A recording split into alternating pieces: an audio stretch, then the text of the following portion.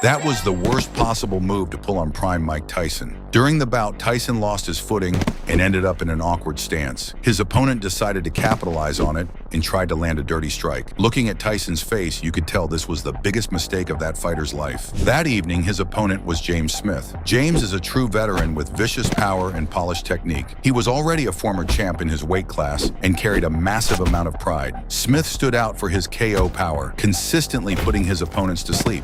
But this time, his opponent was clearly biting off more than he could chew. Tyson was already on his path to greatness, and the GOAT debates surrounding him were already heating up. From the opening seconds of the bout, Tyson landed a flush shot and shut down any chance of a counterattack. He was fluid with his footwork, making sure he wasn't a stationary target. It was a nightmare for Smith to find the range on a young, shifty Tyson. For now, the exchanges were mostly missing, with no visible damage on either side. Tyson kept closing the gap, landing heavy leather on the taller Smith. Smith managed to stick a couple of jabs to the chin, but he ate a nasty combination in return. Every time Smith tried to engage, Iron Mike answered with a more precise counter. No clue how he was threading the needle so easily against a much taller opponent. He was putting on a masterclass in head movement and looked completely dialed in. Smith managed to get under Mike's skin, leading Tyson to land a shot after the bell. Because of that, Smith looked gassed and was clearly falling behind on the scorecards. The second frame was mostly Tyson pressuring and both fighters constantly clinching. It ended pretty much the same way. By the third round, Tyson started turning up the heat and emptying his arsenal. He was finding the home for his shots more often, letting the damage accumulate. It paid off as his punches started piercing the guard, leaving the tall opponent's face battered and bruised. Smith was clearly fading, which was a gift for Mike. Smith was just eating shots one after another. In the final minute,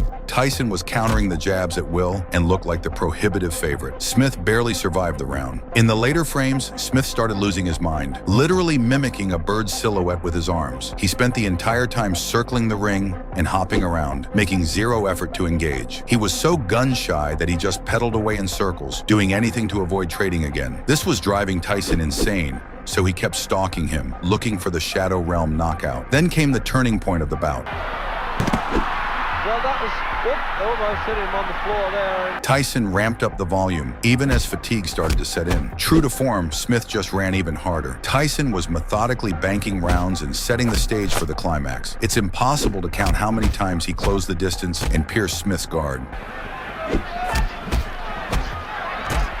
Ultimately, both fighters made it to the final bell. By unanimous decision, Mike Tyson secured the W.